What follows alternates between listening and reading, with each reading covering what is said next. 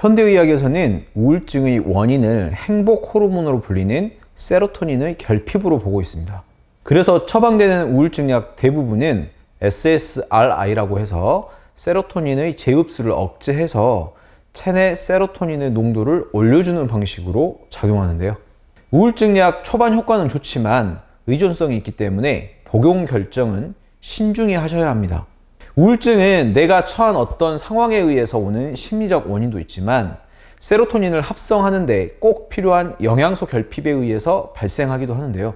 우울증약을 복용하기 전에 혹시 이런 영양소 섭취가 부족했던 것은 아닌가 되돌아보고 먼저 영양제나 음식부터 챙겨보는 것은 어떨까요? 이번 영상에서는 결핍 시에 우울증을 유발할 수 있는 필수 영양소를 알아보고 그에 따른 영양제나 음식도 알아보겠습니다. 행복 호르몬인 세로토닌을 합성하려면 그 재료가 필요한데요.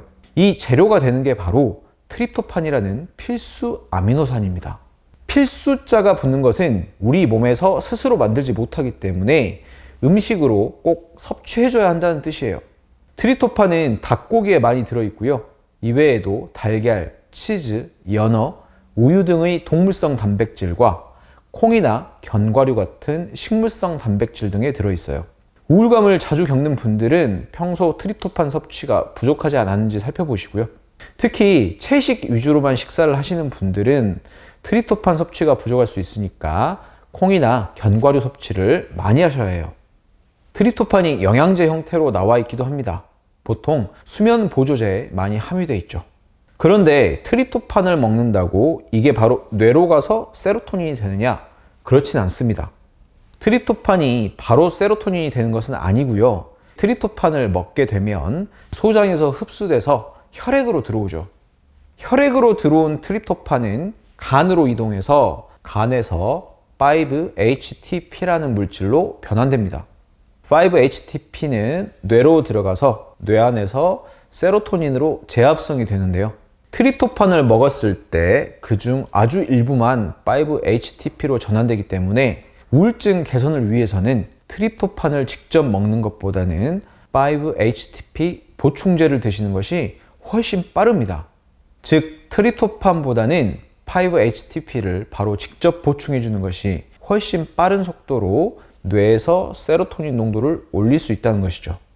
5-HTP 보충제는 한국에선 좀 생소하지만 미국, 캐나다 등 영미권 국가나 유럽에서는 항우울 및 수면 보조제로 많이 활용되고 있기도 하죠. 아직 임상적인 안정성이나 효과가 뚜렷하게 증명되진 않았지만 몇몇 연구에서는 뇌에서 세로토닌을 증가시키는 효과가 대표적인 우울증 약인 SSRI와 비슷한 정도라고 합니다. 모든 우울증에 효과가 있는 것은 아니겠지만 우울증 약보다는 부작용이나 의존성이 적으니까 복용 전에 한번 시도해 보는 것도 괜찮을 거라 생각합니다. 5-HTP 보충제 제품은 복용 용량이 중요한데요. 처음 시작할 땐 하루 50mg 정도 용량으로 시작해서 최대 300mg까지 늘려갈 수 있습니다. 그리고 우울증 약을 이미 복용 중이신 분들은 절대 드시면 안 됩니다. 아무리 자연에서 추출한 보충제라고 해도 5-HTP처럼 직접적으로 호르몬으로 작용하는 것들은 1년 이상은 장기 복용해서는 안 됩니다. 호르몬은 밖에서 주입하는 것을 오래 해주면 몸에서 스스로 만드는 양을 줄여서 결국은 이 또한 의존성을 가지게 될 수 있기 때문이죠. 세로토닌 외에도 결핍 시에 우울증을 유발할 수 있는 대표적인 영양소 두 가지는 바로 오메가3와 비타민 D입니다. 오메가3에 함유된 DHA와 EPA는 뇌의 신경세포를 싸고 있는 신경막의 재료예요. DHA나 EPA가 부족하면요, 세로토닌이나 도파민 같은 신경 전달 물질이 뇌 안에서 잘 이동할 수 없습니다. 오메가3 중에서도 뇌에 직접적으로 작용하는 EPA와 DHA는 식물보다는 동물성 기름에 나오는 것이 훨씬 유리합니다. 그러니까 우울증 개선에는 들기름보단 생선기름이 낫다는 거죠. 비타민 D 결핍 또한 우울증을 유발할 수 있는데요. 비타민 D가 부족해도 세로토닌 합성이 잘 안 될 수 있고요. 스트레스 조절도 잘 안 됩니다. 비타민 D는 피부에 있는 콜레스테롤이 햇볕을 받아서 합성되어 만들어지죠. 그래서 일조량이 적은 국가일수록 우울증을 앓을 위험이 높아진다고 하네요. 연어나 고등어 같은 기름기 많은 생선에는 오메가3나 비타민 D가 모두 많이 들어있죠. 생선 섭취가 어렵다면 영양제로 드시는 것도 한 방법인데요. 저는 오메가3와 비타민 D가 동시에 많이 들어있는 영양제인 대구 간유를 추천드립니다. 일반 오메가3 보충제는 정어리 같은 생선 기름으로 만들어져 있는데 비타민 D 함유량이 충분하지 않습니다. 비타민 D가 따로 추가된 제품이 있긴 합니다만 대부분 합성된 비타민 D죠. 대구 간유는 자연 상태 그대로의 비타민 D이기 때문에 더욱 좋을 뿐더러 여성의 생식기 건강에 좋은 비타민 A 및 항산화 효능이 있는 비타민 E도 함께 들어있어서 영양제 여러 개를 대체하는 효과가 있습니다. 음식으로 섭취한 트립토판이 세로토닌으로 합성되려면 트립토판만으로 되는 것이 아니에요. 다른 필수 영양소들의 도움이 필요하죠. 우선 트립토판이 5-HTP로 변환되려면 철분이 꼭 필요한데요. 철분이 결핍되면 전환이 안 돼서 세로토닌 감소로 우울감이 들기 쉽습니다. 여자분들 중에 빈혈이 있는 분들은 기분이 처지고 우울감 느끼는 분들이 많죠. 5-HTP가 뇌에서 세로토닌으로 전환되는데 꼭 필요한 다른 영양소는 바로 비타민 B와 마그네슘인데요. 비타민 B 중에서도 B6인 피리독신과 B9은 엽산은 직접적으로 세로토닌 전환에 관여하죠. 그리고 미네랄 중에서도 마그네슘이 직접적으로 세로토닌 합성에 관여합니다. 비타민 B와 마그네슘은 꼭 세로토닌 합성과의 연관성 외에도 그 자체의 결핍이 우울증을 유발하기도 하는데요. 보통 우리가 스트레스를 받으면 우리 몸은 스트레스에 대응하기 위해서 여러 영양소를 소모하는데 그중 대표적인 영양소가 바로 마그네슘과 비타민 B죠. 마그네슘과 비타민 B가 부족하면 당연히 우울증이 심해질 수밖에 없습니다. 우울증이 있을 때 먼저 생각해봐야 할 결핍 영양소 가볍게 정리해 볼게요. 네, 첫 번째, 세로토닌의 원료가 되는 트립토판은 닭고기, 달걀, 연어, 우유, 콩에 많습니다. 트립토판은 5-HTP로 변한 후에 뇌로 들어가서 세로토닌이 되는데 5-HTP 영양제를 복용해 보는 것도 우울증 개선에 도움될 수 있고요. 자, 두 번째, 오메가3와 비타민 D 결핍도 우울증을 유발할 수 있습니다. 우울증이 있는데 평소 생선 섭취가 적거나 햇볕 쬐기가 어렵다면 대구 간유 보충제가 도움될 수 있어요. 자, 세 번째, 세로토닌 합성에 비타민 B, 마그네슘, 철분도 중요합니다. 스트레스 많이 받는 분들은 반드시 비타민 B, 마그네슘 챙겨 드시고요. 우울증이 있으면서 빈혈이 있는 분들은 철분제 챙겨 드세요.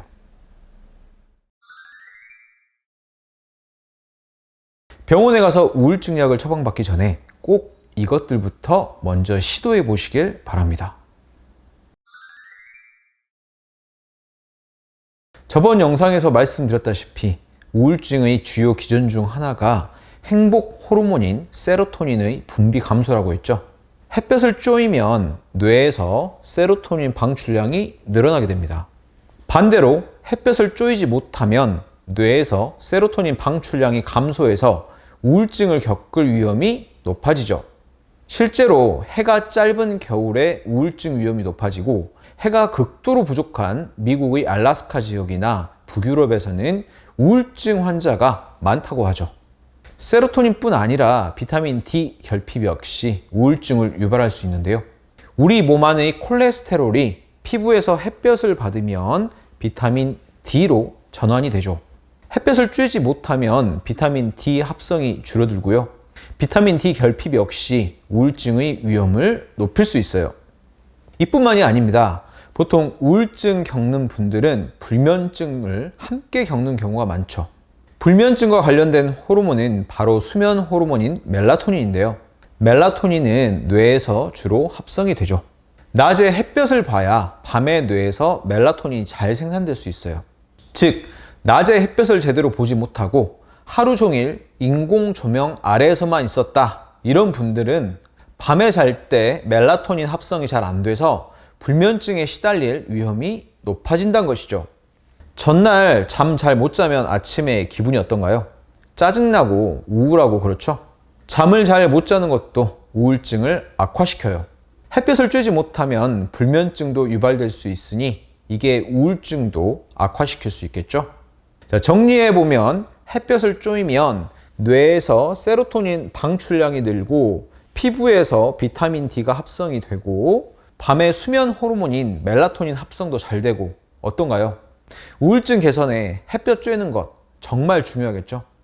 계절마다 일조량이 다르니까 여름에는 10분 정도, 겨울엔 25분 정도 햇볕을 직접 쬐는 것이 우울증 개선에 큰 도움이 될 수 있습니다. 봄, 가을에는 15분 정도만 쬐어줘도 충분합니다. 무조건 선텐 하듯이 다 벗고 직사광선에 있으라는 게 아니에요. 그냥 낮에 밖에 나가시고요. 피부 손상이 싫으면 얼굴이나 목, 손등 같은 곳도 선블락 바르셔도 됩니다. 최근 연구들 보면 선크림 발라도 비타민 D 합성에는 문제가 없다고 합니다. 정 밖에 나가기가 어렵다면 가능하면 햇볕이 잘 드는 창가 근처에서라도 시간을 좀 보내세요. 햇볕에 이은 우울증 개선 방법은 운동입니다. 무슨 우울증의 운동이라니 또 뻔한 얘기를 하네 라고 하실 수도 있는데요. 운동은 우울증 개선 효과가 과학적으로 입증된 훌륭한 치료 방법이에요. 운동이 우울증을 개선할 수 있는 과학적 근거 3가지 말씀드릴게요. 첫 번째는 세로토닌과 엔돌핀의 증가인데요. 세로토닌 외에도 사람을 기분 좋게 만드는 호르몬이 또 하나 있죠.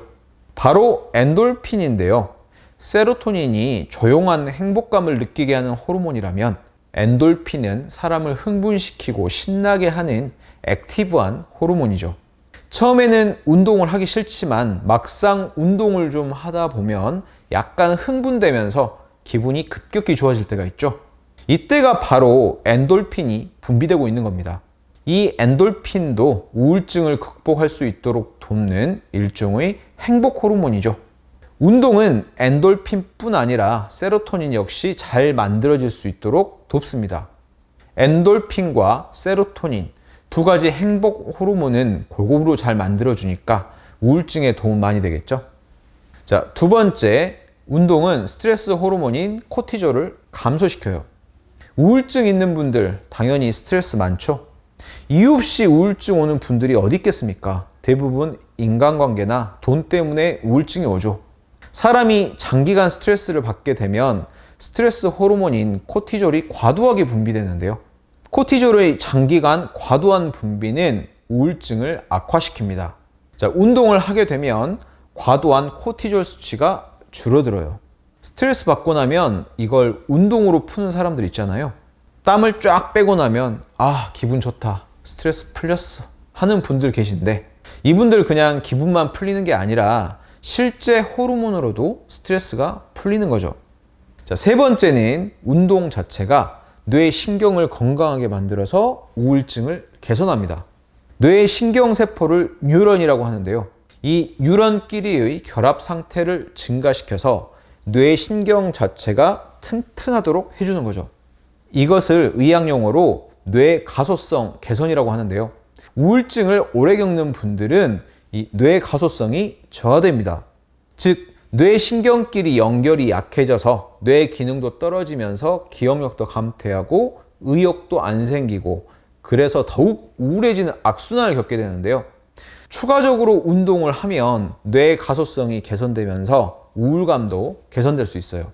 처음에는 운동하기 싫었는데 이겨내고 막상 하다 보면 막 의욕이 갑자기 끌어넘치고 평소 고민하던 것에 대한 해결 방법도 막 떠오르고 그런 적 없으신가요? 이게 실시간으로 뇌 신경세포 연결성이 늘어나면서 뇌가 건강해지고 있다는 증거죠. 자, 그럼 오늘 내용을 정리해 보겠습니다. 우울증약 복용 전 시도해 봐야 하는 3가지는요.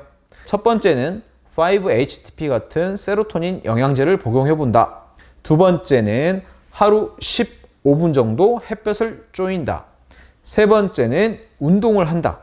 제가 추천드리는 방법은요, 그냥 오전부터 해질녘 사이, 즉 해가 떠 있을 때 밖에 나가셔서 30분 정도 뛰거나 빠른 걸음으로 걷다가 오는 거예요. 이때 반드시 숨이 차고 땀이 날 정도로 해야 효과가 있습니다.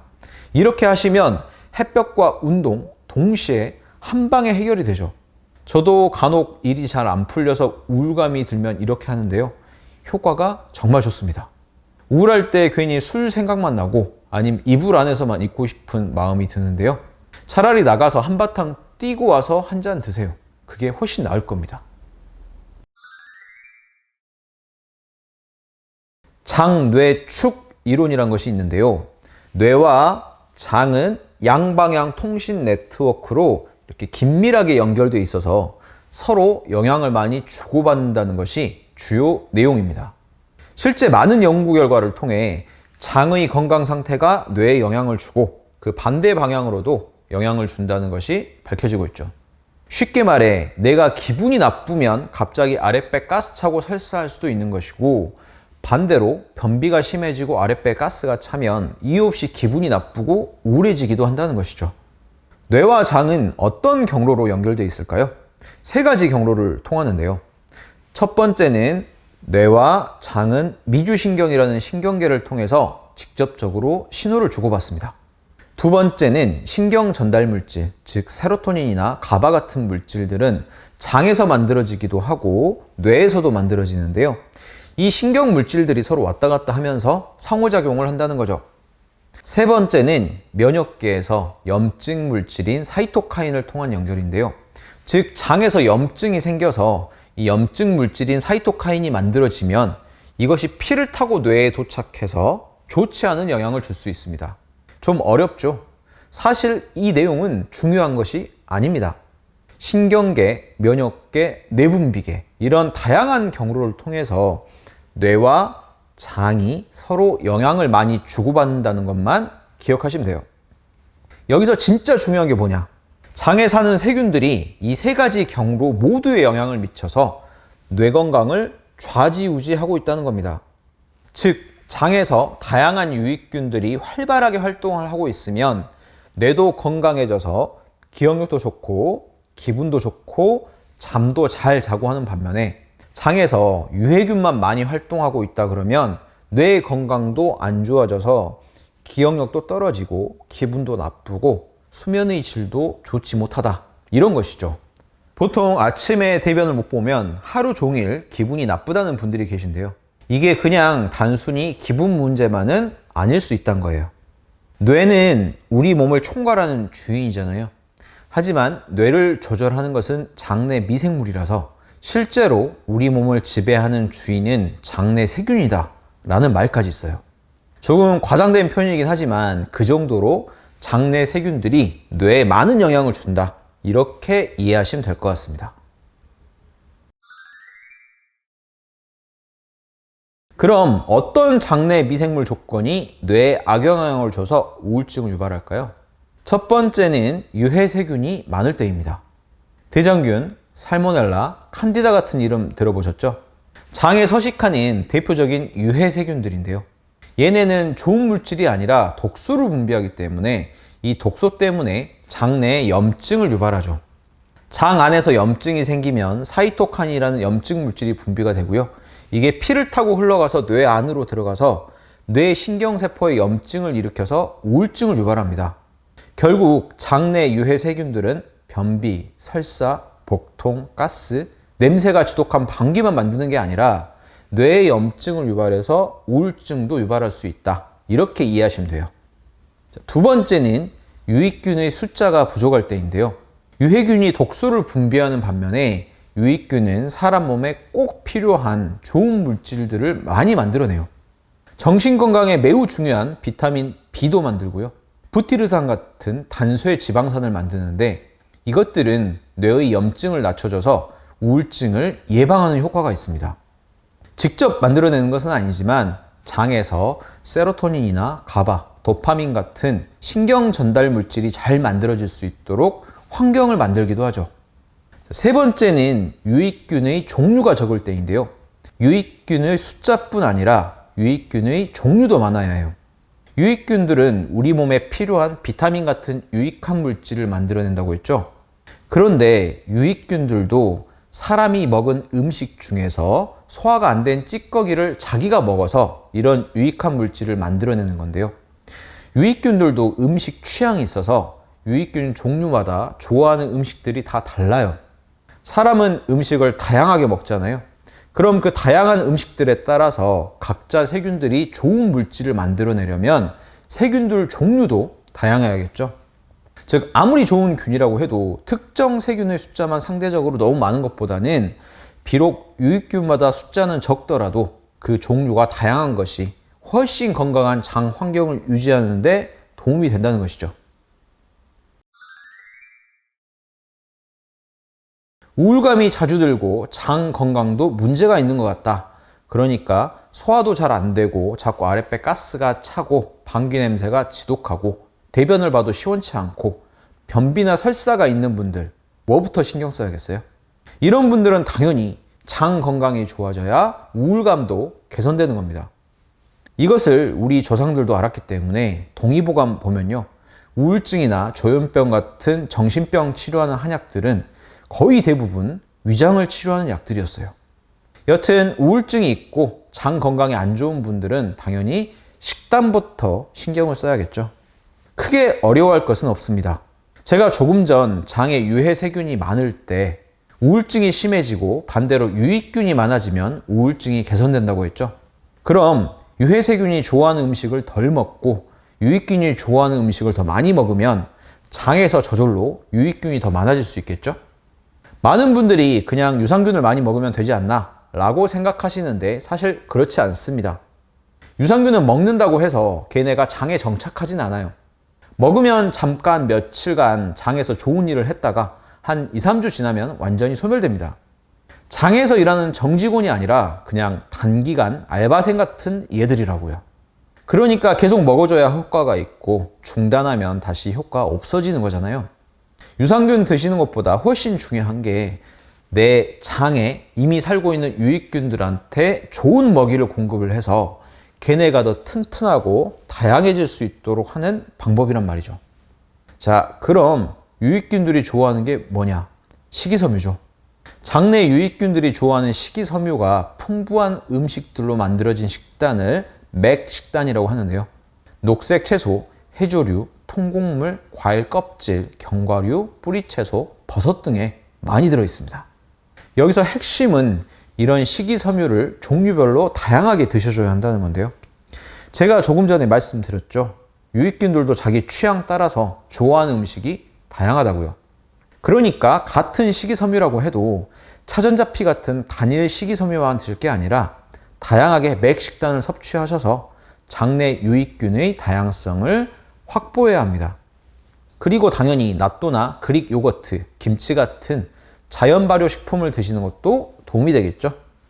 다만 일부 장이 너무 약한 분들은 섬유질을 갑자기 늘리면 더 악화될 수 있으니까 삶은 채소부터 시작해서 조금씩 양을 늘려가는 게 좋습니다. 반대로 유해균이 좋아하는 음식은 뭘까요?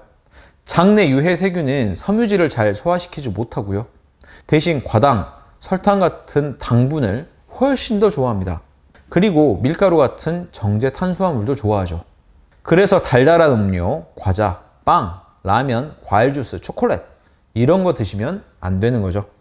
수크랄로스나 아스파탐 같은 인공 감미료도 먹이로 삼는데요.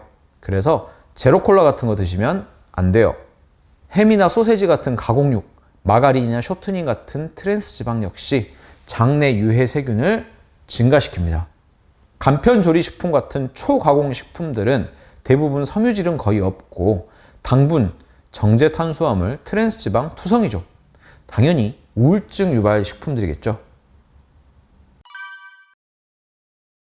자, 이번 우울증 마지막 영상은 장 건강과 관련해서 다뤄봤습니다. 우울감 있는 분들에게 조금이나마 도움되길 바라겠습니다. 네, 긴 영상 봐주셔서 감사합니다.